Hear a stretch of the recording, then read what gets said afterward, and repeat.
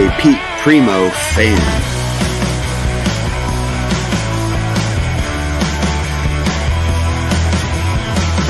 Thank you for having me. Your fans are like,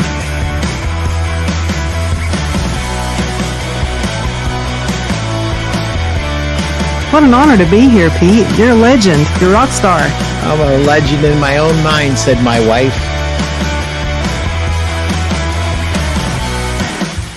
If I can do it, anybody can do it.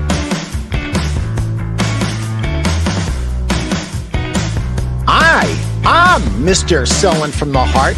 What's this guy, Larry Levine, going to teach me about selling from the heart? You are one of the most generous and authentic people around. And I think that's why you and your show are so attractive to people.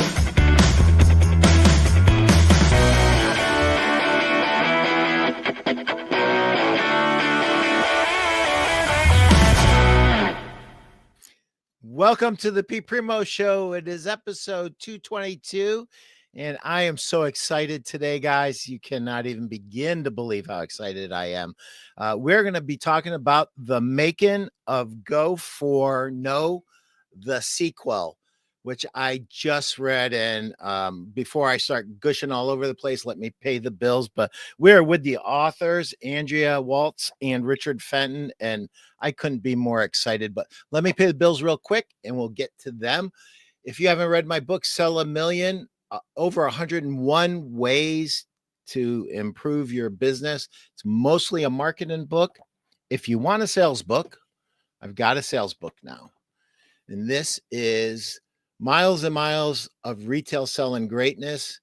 This is my gift after 43 years back to you. And there's 10 other co-authors who helped me with the book. This is not my book. It's our book, and it's our industry's book. And it's been a journey, and I've captured everything that I think is relevant and updated everything. So if you want to sell more mattresses, jump on Amazon. I think it's like $20 or something like that. Jump on Amazon, buy it. If you have any questions, call me at 419-560-3169. Trying to figure out how it fits with your selling system, trying to figure out a particular problem. Just call me. It's free. I'm here for you. And I'd like to thank our sponsors. They're very important to us. Greg and Steve, thank you for supporting our show. If you want to learn how to build, market, sell, and succeed, join the Mattress Industry Network group. I believe we're over 24, maybe even 2,500 strong now. This is a group that absolutely free to join. Hit that QR code that Chris, my producer, is going to put up there, and join the group. It's 100% free. It's a networking group. You can learn how to market, how to build your business, the best advertising, the best lines, the best merchandising. Everything you need is inside of this group. Lots and lots of different folks. You have sales pros that work the retail floor. It's mostly store owners. And there's a lot of sales reps and VPs of sales, as well as owners of manufacturing companies in here. So join the Mattress Industry Network group and tell them Pete sent you. Chris, do I have anything else? Am I forgetting anything? No? Guys, first of all, I have to say this. This book, Go for No, the sequel, I was a big fan of the first book. You guys really outdid yourself. You made me laugh. You made me cry. You made me hold my breath at times. You made me wait in anticipation. And I never put this book down. I started it and I just stayed with it. I could not put it down. It's an amazing book with so many sales lessons in it. And guys, you should both be very, very proud of this book. And by the way, anybody out there watching, grab this. Just grab this book. Go for No, the sequel. I do have some questions for you, though. We're ready. We are ready. And thank you. That was very kind of you to say. Yes. You know, it's easier to write a big fat book than it is a little skinny book that captures people's imagination to the point where they actually can't put it down. And then I walked back through and I started seeing all the sales lessons, and I'm like, this is so good. And it's wrapped up in a novel. It's not like a teacher sitting there at a board telling you what to do. There's characters that we care about from the first book who are now in the second book, and some new character and a new character or two that really drive the point home so much better. So here's my question to you. How long did this thing take to write? I'm afraid to ask the question, but I'm curious as an author. So, well, you take it. You take it. It took longer than the first book. And I know that's what Richard was about ready to say. The first book was downloaded from the universe very quickly. Like, it took him 17 days to write Go for No.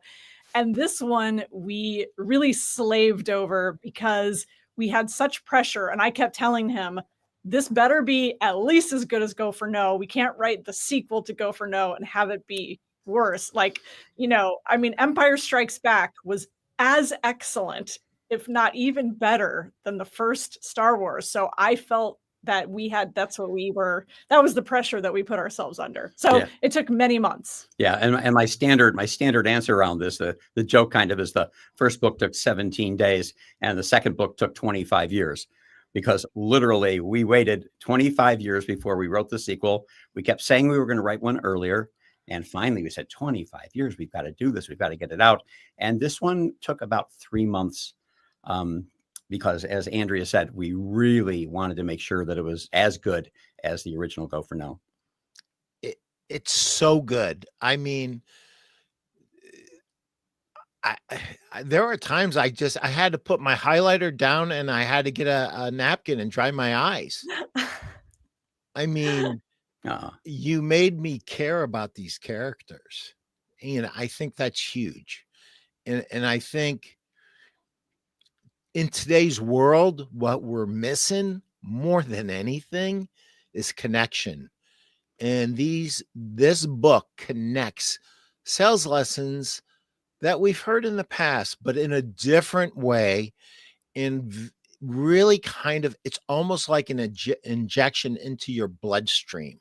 It's like, it just drives it into you, the sales lesson. So I think it's very, very powerful, what you guys did with this book. And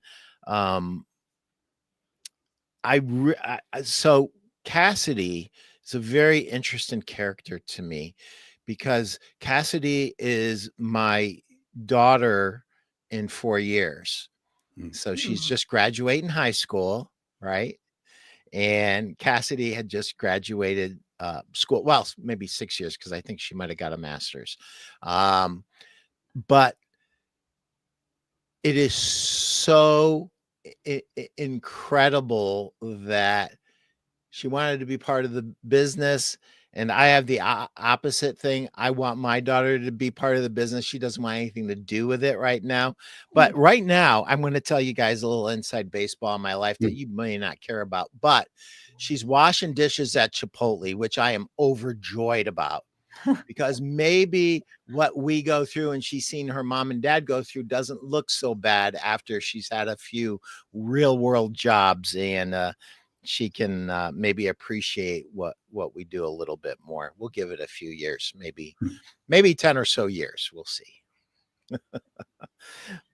But I really identified with that character and her growth. And one of the things that I started to do is I'm like, Eric, you know better. Why are you doing this? And I said, I would do the same thing. I would do the same thing. Let her get her feet wet. Then she'll be willing to listen to you, right? Yep. So as you're developing these characters, yes, forgive my rudeness, everybody out there. David asks, should we read the original before the sequel? And since we have the authors, I should defer to them. Oh, you don't want it. I think we both highly recommend reading the original. I think it will make your enjoyment just a little bit better because you'll kind of understand where we're coming from. On the other hand, it is not imperative. I think, and Pete, you tell us, I think that if you hadn't read the original, I think you could still really get a lot from it. And I Oh think yeah. you'd still like the characters, but reading the original just gives you that extra backstory and it really tells you what Go for No is. Yeah. So this is what I would say, David. I have a sneaking suspicion you're on planes a lot. Both books can be read in a average plane trip. Um, so I would do the first one first, unless you're really, really just intrigued and you want to do. I'm going to tell you, you're going to end up buying them both. Absolutely, 100%. And by the way I consume, I'm in my car 60,000 miles a year's worth, so I have a lot of windshield time. So the way I consume books is on Audible. And the first book's on Audible. I don't think the second book's on Audible yet. I think I tried last week and didn't see it quite yet. Soon, I know. Yeah, sorry about that. It should be approved any day, we're hoping. So and David, this may not mean anything to you, or it may mean something to you. Because of my windshield time, I usually okay, awesome, David. Thank you. I'll do it first. I consume a book on Audible, and then I decide whether the paperwork's worth it to actually sit down and read, because I'm not a good reader. I'm dyslexic, and I've pretty much grown out of it, but that's where I came from, and it's not easy for me to read. I have to force myself to do it. But this one, it was unbelievable. And I'm still going to get the Audible book, because this is my thought process. We as salespeople live in a world that's full of distractions. We as salespeople don't need to train once in a while. We need to train every day, and we need to train the basics. And no matter what, we always got to go back to the basics, and we have to execute those basics better. And so you cannot overtrain. You cannot. The interesting thing is, when you've listened to an Audible book several times or read the same paperback several times, you will start to see it in a different way. And certain things that you kind of skimmed over will kind of hit you in a different way. But to Andrea's question, I would say, yes, you could read the second book, but you're going to want to read the first, and then you're going to reread the second, and then you're going to go, now I see. So, guys, this was done so brilliantly that I think no matter what, you're going to get people reading both books, no matter what. But I've got a bunch of things here, and is it okay if I just read a couple little things here and there? Absolutely. Yeah, of course. Okay. So the first thing could have been written by me. It was on page 19. And this is Eric defining selling. And he's responding to selling stuff is so sleazy comment. Selling isn't sleazy, Cassidy, Eric said. Some people go about it in a sleazy way. But the job of selling is an important one. To me, it's the most important one, by the way. Yeah. Selling makes the world go round. Nothing happens until someone sells something. The desk, the lamp, your coffee mug, that phone, you're glued to every great idea, every invention, innovation. They all had to be sold. That's brilliant. That is so brilliant, guys. Thank you. I loved it. I mean, you had me in the first book, so I knew this one was going to be good. But, you really sound to me just like Larry Levine when he wrote his his second book, he took way longer to write it because he had such great results. And guys, I owe you an apology. I gave Chris a number that was wrong. It was from your LinkedIn profile. The original Go for No book has sold over 1 million copies, not over 500,000 copies. Well, yeah, and the reason for that, Pete, is that we kind of went back and we analyzed, because like we never added in all the other countries. And then Richard started asking me, he's like, do you even count the audiobook? And I was like, no, I didn't count the audio version. It's another sale. Yeah, I mean, they count. Yeah. And let me tell you, other countries are becoming more important every day. One of the things that Chris shared with me, my producer, Chris Stone, who is extraordinary as a producer, is sharing with me this idea that India is consuming podcasts like crazy. And they really, really do. So there's a worldwide audience. There are emerging countries that need sales ideas and sales culture, and they need to adapt those to their culture, but they have to start somewhere, and we're further down the road than some of them, and some would say we're behind also. And that was another interesting aside. Where the eventual money came from, I thought was brilliant, and I thought it kind of opens up the world, our eyes to the world around us, that sometimes we take for granted, especially in America, that there's this whole other world out there and we don't often think about them. I've had some extraordinary deals in my lifetime that have involved other countries and people from other countries, and even working for people in other countries, that if I was closed to that, would have made my professional life less impactful in many ways, culturally as well as money wise. So I love so many things that you guys did with this. This thing about charities, guys. Yeah, but charities are different, Cassidy said. No, they aren't. Asking is selling, no matter the product or service. We experience rejection as a byproduct of helping someone make a decision. And contrary to what you may think, no is a perfectly acceptable answer. Boy, is that foundational to all of us as salespeople. You just can't get enough of that. Yeah, absolutely. And I have to tell you, we learned that one sentence from a friend named Weldon Long. And we heard him say it in a speech, and I was just like, oh, of course it is. Of course it is. And it's one of the reasons that salespeople have such a difficult time, is they go into the sale and it's all go for yes. Every single thing is about making sure they get a yes. And in that process, you end up pressuring people. You pressure yourself to get the yes. You pressure the other person, feeling that they have to say yes.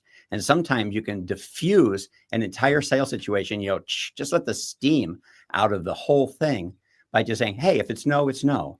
And usually what you'll see when you say that, you'll almost see the other person lean back and go like, oh, okay. They go from being on guard to relaxing. And, people think like, oh, if you tell your customer it's okay to say no, then they will automatically say no. No, what they do is they open up and they listen better. And they take in what it is that you're saying because they don't feel pressured. That usually leads to more yeses that way. So I've always said, and I wasn't the original on this one, this is something I learned but agreed with, and the first sale you make is yourself, the sale that you make to yourself. And when you put yourself in that pressure cooker, that comes off in everything that you say and everything that you do, whether you're on the phone or you're in person. The other person senses that pressure. And by going for no, you completely diffuse. And guess what? No is a perfectly acceptable answer. And we may or may not be a fit. right? I mean, I would be guilty of malpractice as a salesperson if I assumed everybody is a fit for my product. They may not be. I need to learn more about their product. So my questions are based on I need to learn more about their business and what their challenges are, what their vision is, what does success look like for them, and what they need to get there. And I may or may not be a fit. And so I love this whole idea of go for no. It seems overly simplistic, Mhm. but taking the pressure to me, Richard, is taking the pressure out of the sale, whether we're selling at retail or we're selling wholesale, is the most important thing. And it all starts with the internal dialogue with you. Like, no is cool. Now, I would like a little bit more than a no. I would like to gain some information along with the no so that maybe someday I'm in a different position, they're in a different position, and there's a yes potentially between us. So understanding the no is certainly part of it, but making that first sale to yourself where you say no is okay. It's okay. And I'm going to be okay. And you're going to be okay. And it's not personal rejection. It's just information. And I think that as salespeople, sometimes we put ourselves in a really funky position, especially early in our career before we figure it out. You know what? We're going to get a lot of no's. Babe Ruth struck out more than anybody in history. Guess what? He hit a lot of home runs. I think the second most in history. I think, didn't Hank Aaron beat him? Yeah. Yeah, he did eventually. Eventually, yeah. And it took more time for him to do that. But Yeah. Irregardless, both great athletes. But boy, isn't that true in athletics too? You got to take the pressure out. If you put so much pressure on yourself to make, the shot, you're just not going to have as much success. But here's the crazy thing, Richard and Andrea as well. You have more fun when you take the pressure out, and people want to do business with people who are having fun. And when we shop retail stores, one of the things that we run into is this: salespeople that won't even say hello to the guests because they're more interested in what's going on with their phone. It's obvious they're not having fun. And when you get that person that welcomes you in like they're welcoming you in 20, 30 years ago to your home, the way we used to welcome guests. Can I get you something to eat? Can I get you something to drink? You're here. We're glad you're here. Hey, we got company. When you welcome people into your store that way, and that's the feeling that people get, they tend to be much more open, and you're less likely to get the Heisman, I'm just looking and leave me alone. The Heisman. The Heisman. I Yes. like that. Yeah. I'm not sure how to do that. Yeah. The infamous Heisman. Yes. There was another part in here that just was so good. Let me find this. There's a lot of stuff, but I want to kind of jump around a little bit. This made me cry.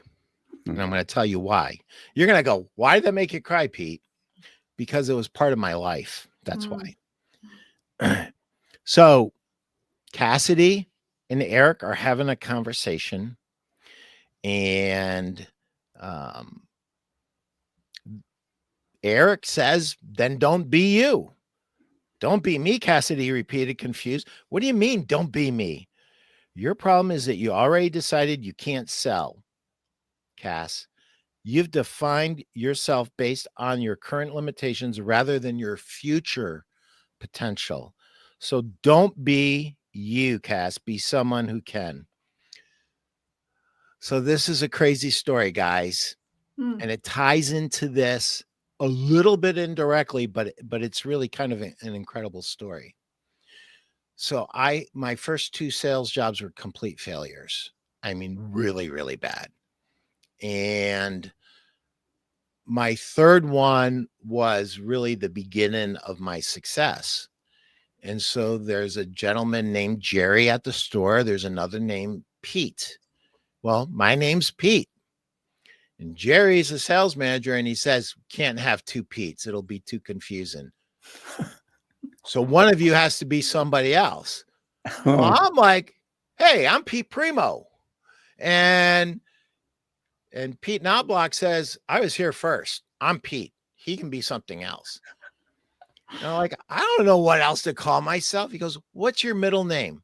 Alan. He goes, you're going to be Big Al. You're going to be Big Al. So I became Big Al, the salesperson. And when I walked into the store, Big Al didn't take no for an answer.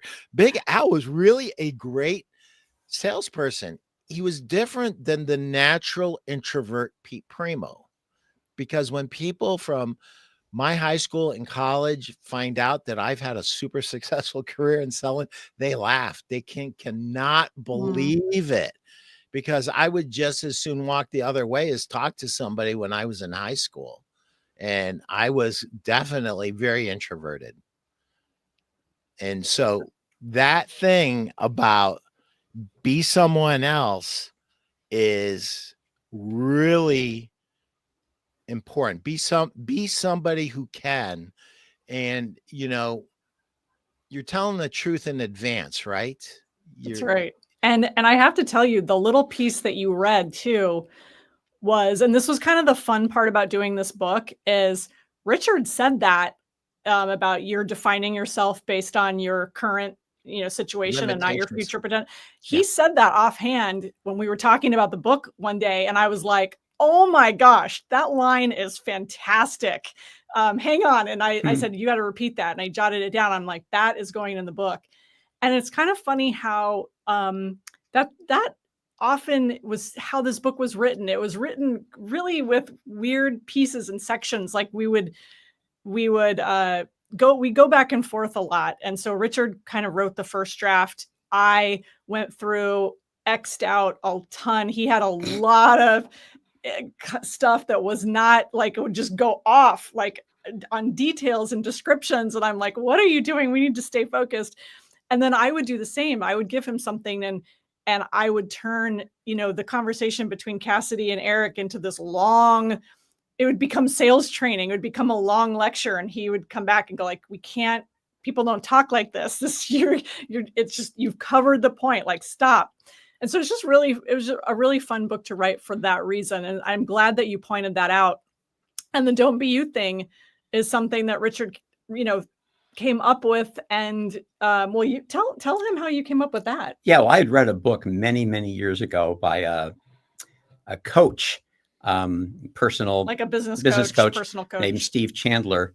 And he had a little tiny section in it where the person's, says, I can't get up in front of a big audience. And, I could never do that. And he says, well, then don't be you. And when I read that for the very first time, I had 2 immediate thoughts. My first thought was, that's the stupidest thing I've ever heard. What do you mean, don't be you? And the second thought was, that is the most profound thing I have ever heard, because I think almost everybody, they keep thinking from their looking at the world through their current abilities as their current selves. And a lot of times people, I think people try to be well-meaning, but they give bad advice. If you went to a friend and you said, let's just use the speaking thing. I've got to get up and give a speech. I'm so scared. And the friend said, oh, just be yourself. Well, no, they're telling you they're scared. Don't be yourself. Be someone who's not scared. Be Big Al, right? Change into some alter ego version where you can pretend that you are someone else until you literally become that person. And, this whole alter ego idea is something that we're really latching onto right now, or even creating a course around the Don't Be You concept. And we were shocked to find out how many people have alter egos. There's like in every area of business. So your story, it's so crazy that you did that. I love that. Right, absolutely. But Kobe Bryant created the Black Mamba. There's a author out there named David Goggins, and he created the alter ego Goggins. So David Goggins, he says, wants to sleep in. Goggins gets up and goes out and gets the job done. And so you look at yourself in your current state, and then look at what would you be and what would you do and how would you act and how would you dress and how would you speak and how would you walk, the entire package. And you create this alter ego that is the model of who you want to become. I think we're always so focused on our limitations that we forget about the possibilities. Yeah, that is, I just want to unpack that just a little bit and add a little something to it. Well, before I do, let Guesser go first. David Grange says, yes, have fun while you do it, and it all takes care of itself, and goes so far as to say, I'm not here to sell you, but just want to tell you about us. Welcome. Can I get you coffee or water? Absolutely. Absolutely. When you surrender that whole idea that I have to make a sale, how about making a friend and learning everything about them, right? Mm-hmm. Andrew Burt says, good afternoon. Greetings from High Point Market. Andrew, it was great to see you for a few moments there. I'm back home, as you can see. I got home last night, and have a great market, Andrew. You guys are doing some cool things there. So where I was going with this, I had a salesperson who was selling from their own pocket. Mm-hmm. And I said, you have to pretend in your mind that you're already a millionaire and that you don't need this sale. And someday that will happen. This salesperson looks at me like I got two heads, like I'm a big idiot. And if you don't believe it, I'm living proof. And then the light bulb went off. I grew up in a situation, lower middle class, never wanted to own my own business. In my mind, I got forced into it because there was an opportunity that I thought was actually a company job, but it wasn't. It was an independent rep job. I never would have chosen that for myself, but I'm sitting at a bar for an interview called the Black Horse Saloon in Denver, Pennsylvania. The one guy's an ex-pro football player that runs it. His name's Paul Sullivan. The other guy, Ed Wolf, who actually looks like a wolf and was the head of productions. Then the other guy was Tommy Neiman, who is the vice president of sales. They basically told me things that I had longed to hear. Like, Pete, when you open up a dealer, if it's the only thing on the truck's going that week on that day, come hell or high water. I took that territory. Listen to this. Took that territory from 300,000 to 15 million, which is unheard of in our industry. There's nobody out there doing 15 million right now that's an independent rep. That doesn't happen. While you're on your way to the 15 million, they'll rip the territory away from you and divide it between 2 or 3 reps, because the average rep in our industry is 2 to 4 million, 2 to 4 million. And the reason I went with those guys is because they were so committed and so intense about our customers and like what they need to win. And they were willing to endure pain. Now I've got some vendors like, hey, listen, we didn't quite fill up the truck, so the truck's not running this week. It'll go next week or the week after. Mm-hmm. And I'm like, what the F? Like, seriously, come on, guys. Like, so anyway, I digress. So me and Richard, Andrea, have a lot in common. Squirrel. I know it. Squirrel. And you mentioning about crying. As I write, Andrea and I usually come up with the general themes and the characters and what the point of the book will be. And like she said, I do the first rough draft. Whenever I write a chapter, I will go into her office door and I go like, okay, I got to read you this chapter. And if I don't cry at least 3 times during the reading of the book, there's something wrong with the book. True. When he reads to me and he starts tearing up, I go, "Oh, you're crying. Must be good. This is good. We're going to keep whatever this is." My wife said the same thing to me today. She saw me over there with the napkin in the living room. She's like, "It must be good." I love this, guys. And this comes with a warning before I read this. So I worked for a company years and years ago that very specifically, I asked them if they would have a problem writing me a check for X amount of dollars. And they said no. When I got to about half of that amount, they started looking at me like cross-eyed, like I was doing something wrong because I was literally doing 5 times as much business as the next best rep. And they were writing me a commission check that was 5 times bigger than the next best rep. And they didn't like it. And they made us read a book. Now, they were bought by private equity like a few years prior to this. And the new management team made us read a book. And the book was Start With Why.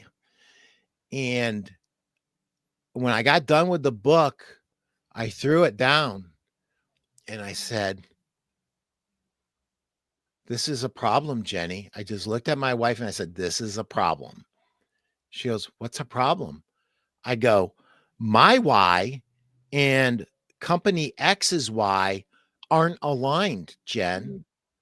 And I've been convicted on almost every page by this guy, Simon Sinek, who I don't even know. And I'm going to have to end up doing something about it." And so I put it out of my mind. Well, I read that book 2 or 3 more times.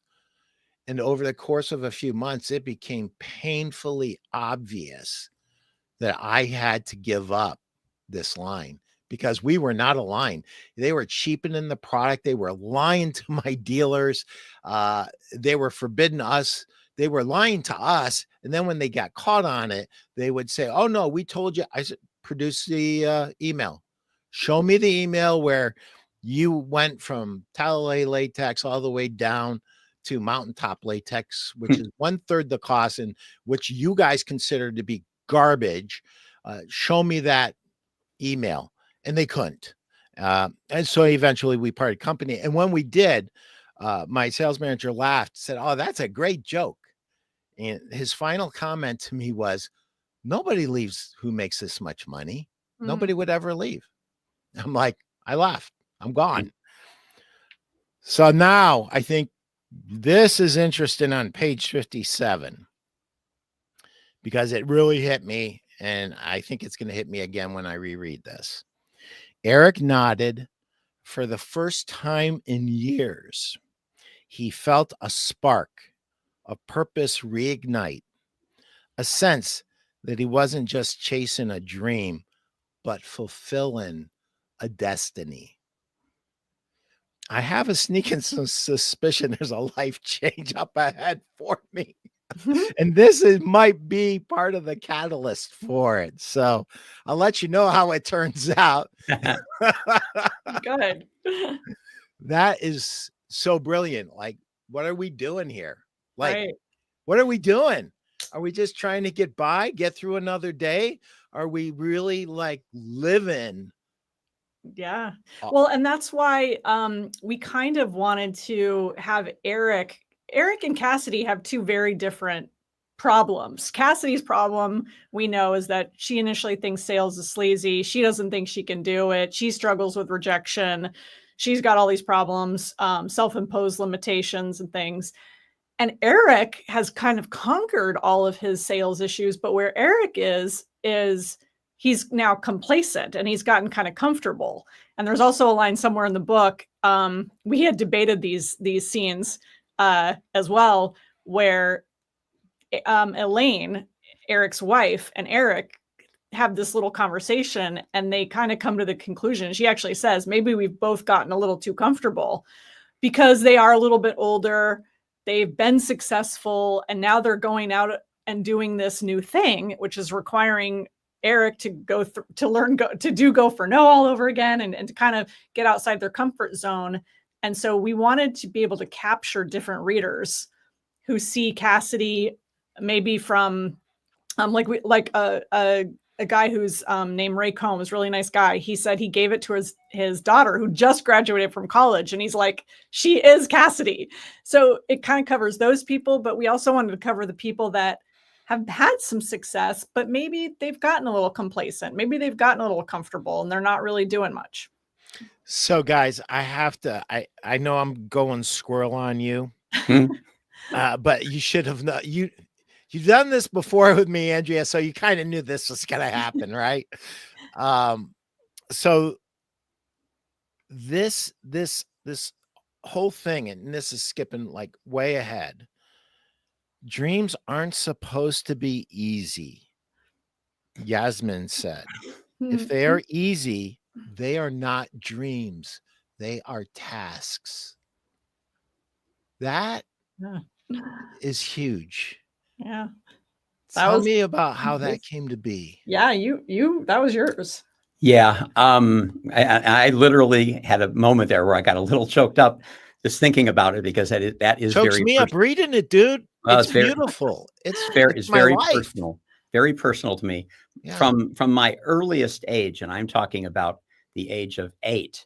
At the age of 8, I gave a speech in my basement for all of the neighbors. I set up my plastic dinosaurs, and I put signs all over the neighborhood that said, on Thursday at 2:00, Richie Fenton will be talking about the Paleozoic era, 5 cents admission. And I literally filled the basement. I mean, I had probably 20, 25 people down there. I gave my little speech, and afterwards, the next door neighbor, this woman, Mrs. Clark, came up and she said, "Richard, you're quite the professional speaker." And I remember distinctly thinking, I don't know what that is, but God, it sounds good. It just sounds like something I should be doing. And I wanted to be, everybody wants to be good at something. And so my first, inkling of having a dream was to become a professional speaker. And the second thing was when I found out that almost every speaker had written a book. And I said, well, I'm going to have to be an author too. And my dad, who I loved dearly, he was hey, come into the car business with me. I've got your chair all warmed up. Your life is all set for you. And I said, Dad, my dream is to be a writer and a professional speaker. And he was like, yeah, dreams. Well, sometimes things don't work out for you.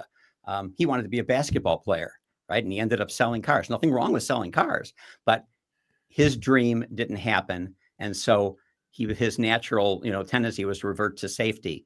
And I had to fight that desire to just go into a job that would make me safe for many, many, many moons. And it wasn't until I was 41 years old that I finally had the courage, like you, where I said, I'm quitting my job.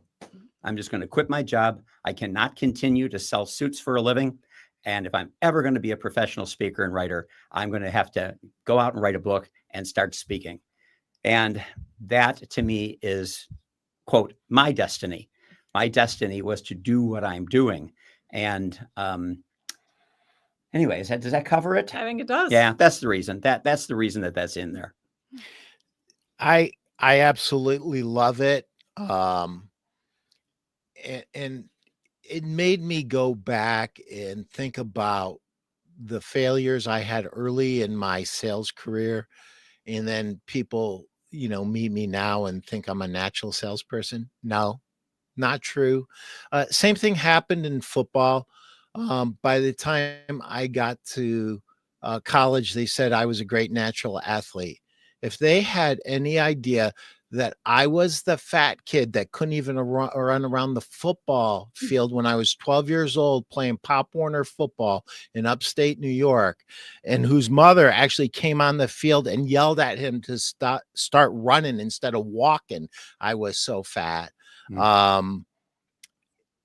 The guy that played one-on-one basketball with his older brother constantly to develop my agility, the one that ran agility drills and jumping drills and trained to be, and I started lifting weights at 12 years old, and then everyone's calling me naturally strong. Really? Really, people? If you like, there's a quote, and Richard, I bet you know this quote. There was an old-time golf legend, and this reporter comes up to him and he says, "Man, I would give anything to hit the golf ball like you." And he looked at him and said, "I don't think so." Was that Hogan?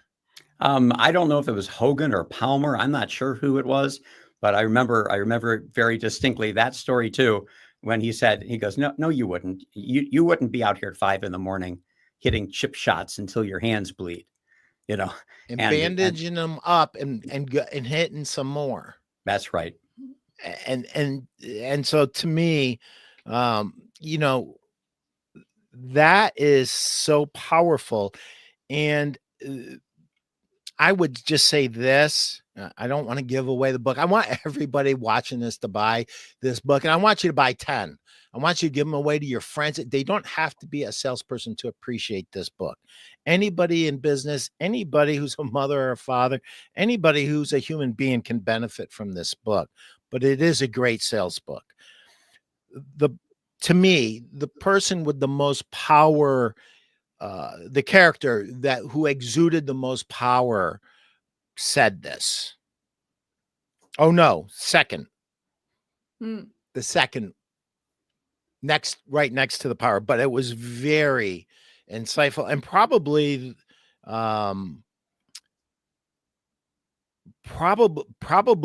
the most influential person in the book in some ways, right? Because there was this whole plot twist. So I've got to ask you this. Yeah. Was there a big debate? So I'm like, I'm all for Cassidy. I'm like, Cassidy, you can do it. Like, I'm like, this is my daughter, right? It's my daughter. And I want her to win it. I'm like rooting for her. And then there's this plot change, like wild plot change. Like, we are no longer selling speeches. We are now selling something different. Did you guys debate that plot change much at all, or was it always in there? Oh yeah, we did debate. Pete, if you read something on any page, you can probably bet that we debated it. We battled it. Yeah. Well, I kept telling him, I'm like, because originally she was going to sell the first thing that Eric suggested she sell, meaning go into the family business. And I said, no, we've got to have something different that they can both approach. And then he came up with that whole plot. He came up with that. And I was like, yes, that's what I'm talking about. So pretty much what we do, Pete, is I say no to things and tell him what I don't like. And then I force him to fix it and come up with the right answer. Well, it sounds like that can go both ways. Yes. Which, this book is just, for somebody like me to just sit down and read this straight through.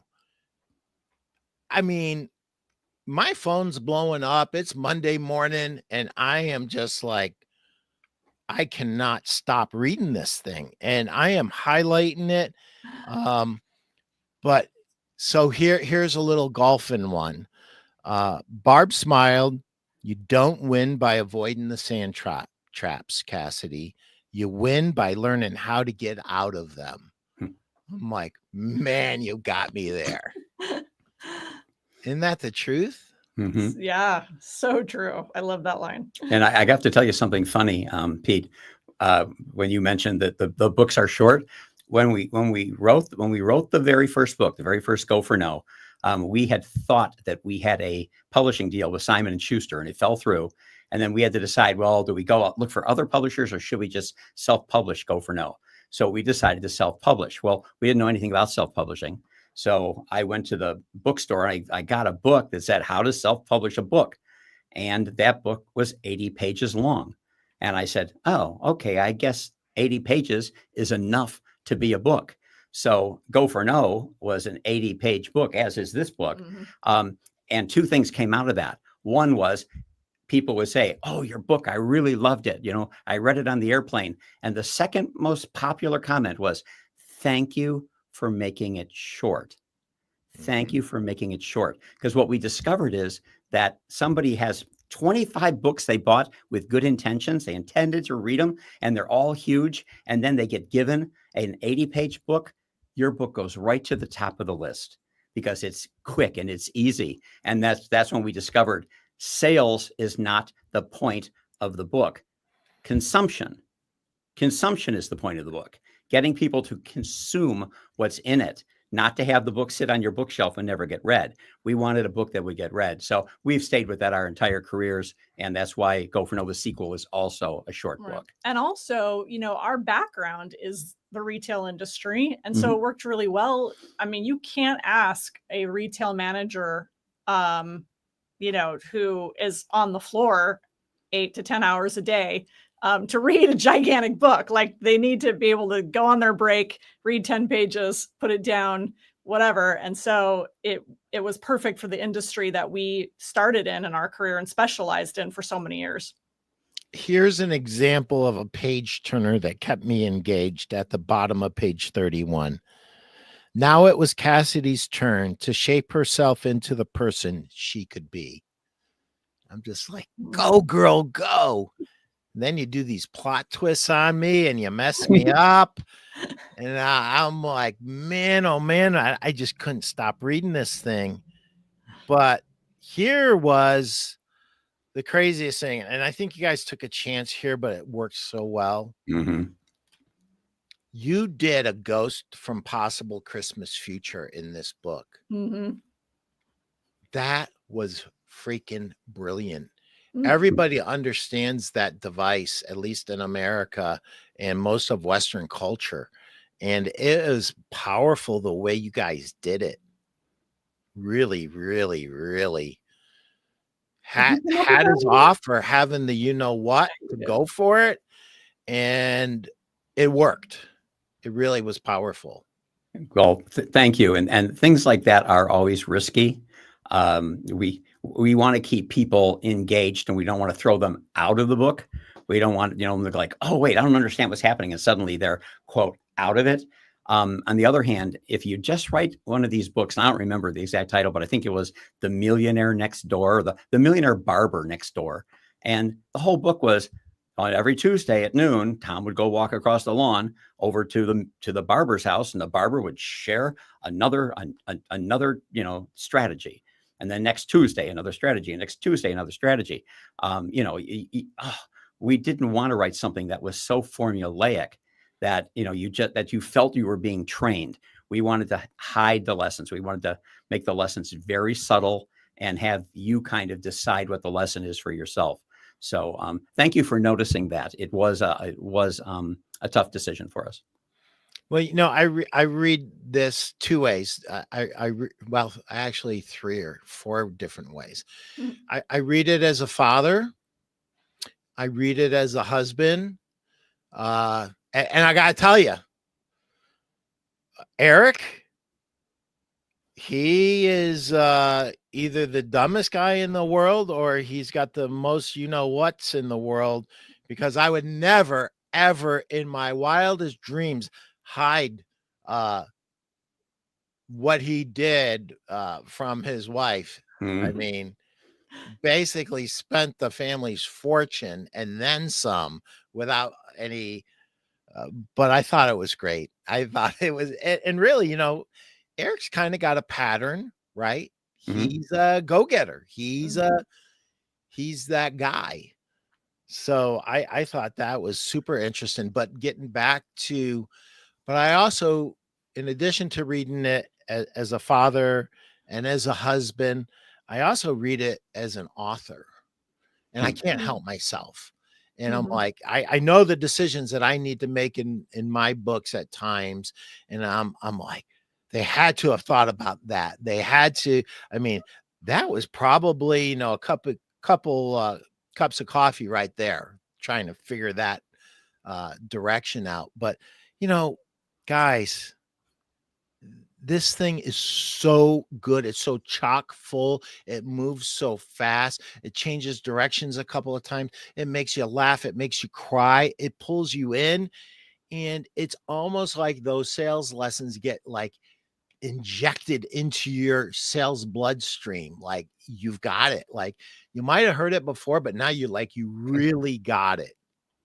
And so thank you for that. I've been doing all the talking, guys. Is there a question that I should have asked you, but I didn't? Well, let's see. I guess maybe ask what did we leave out? What did you leave out? So here's the funny part, Pete, is because and then one of the other questions I thought Rich can answer this one is what's your favorite part of the book? But this is the sad part. Like, because we do try to keep the book short, I have things where a line will pop into my head or a little like tactical thing, because I love tactics. I'm a big tactic person, and Rich is more kind of overall strategy. So I'm always trying to plant tactics in there. But I've thought of probably 2 or 3 things since we published a book, and I went, oh, darn it. I wish I could have put that line in the book. So now, I don't know, we'll probably have to write some other book. I'll look forward to it. I'm a fan. So you're just going to leave me with that? That's like, you're not going to tell me specifically what you left out? Yeah. Well, like some of it is just, some of it is small things like, literally, and you guys talked about this, maybe one little top tactic about, hey, and if you like having Eric say, and Cassidy, if you do hear a no, sometimes you need to ask again. Like sometimes these little nuggets of advice will pop into my head, and I think, oh, I would have had Eric mention that to Cassidy too. And then I think, oh, I should have had him say this little piece of advice. And then it's like, well, how many little nuggets are you going to put in? You've only got a certain amount of space, and you've got to forward the plot. And so, yeah. Well, then that's why everybody that buys your book should go for the Go for No experience. You couldn't have said it better.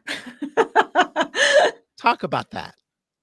Yeah. So the Go for No experience is our online program where we've got everything about Go for No, strategy, tactics, mindset, in depth. It's something that Richard and I created many years ago. We've been refining and improving it, and we're going to continue to refine and improve it. So it really is for the person who hears a Go for No, the idea, and thinks, I want to go even deeper. Like, I want to really master this philosophy. And it's perfect for people who find that they get held back by no, they take rejection personally, they find it challenging sometimes to talk to customers, to sell in a courageous manner. That's really who it's for. That is awesome. I hope everybody gets the book. Really quickly though, what was your favorite part of the book?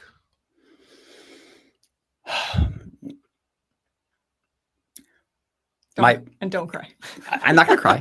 I'm not gonna cry. I want you to cry. Yeah. I'll cry with you. We'll have 2 guys crying, and Andrea like, you dudes are pathetic.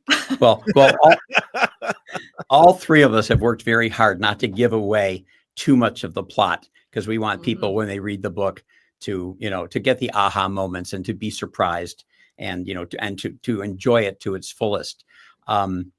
But probably my favorite part, without giving the whole thing away, is Eric. It's funny because this is the thing you mentioned. It's Eric deciding that he's got to pursue this thing that has been nagging at him his entire life. Is something he's wanted to do for 25 years.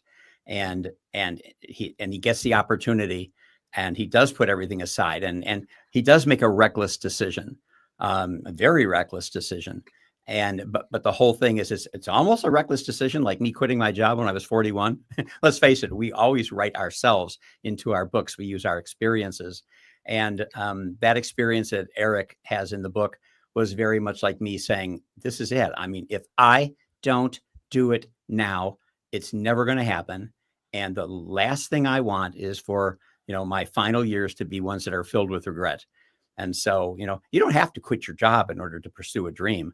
Maybe you want to be an abstract painter, well, you don't have to quit your job to do that. You can paint on the weekends, you can paint at night, but you can't let these dreams, die with a whimper. Eric goes out with a bang. And that's probably my favorite part. Yeah. I love that as well. We got to go wrap up. One quick thing, Chris, could you please pull Royal Bateman's quote up there?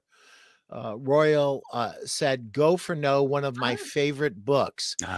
Chris Long on LinkedIn, who is a well-respected rep in our industry, has bought that multiples of these books for his dealers and for his salespeople, I believe.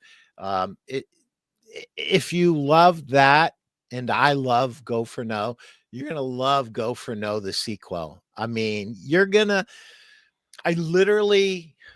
there was this like dread thing, and I'm going to tell you why.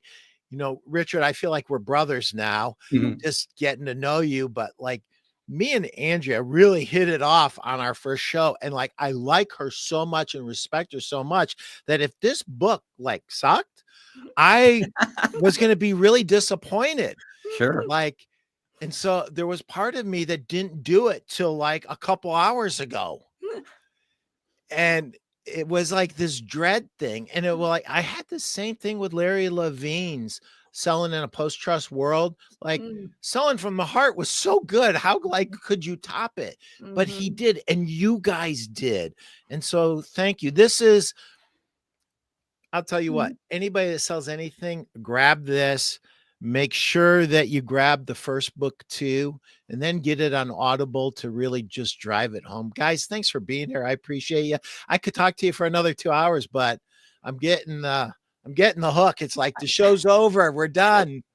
We hear you. I know. Well, how do people get a hold of you? There's somebody watching going, I love Andrea. I love Richard. I want to get a hold of these people. How do they do it? Well, it's so easy, Pete. It's just goforno.com. Come to the site. Come take the Go for No quiz, which will tell you where you're starting from in terms of your mindset. That's a really fun thing to do. And so we're so easy to find. Yeah. And our emails are easy. Richard@goforno.com, Andrea@goforno.com. And if you email us and say, I want the free course, we will, when we finish the course, it's going to be the course we're calling Don't Be You. Don't Be You course. It goes with so if you buy the sequel, you get the course free. So just let us know you bought the book. Right. And we will send you the link to it when it's done, and you'll get in free. Yep. Awesome. Thanks, guys. Have a great day. Right. Appreciate you. Okay, thanks, Pete.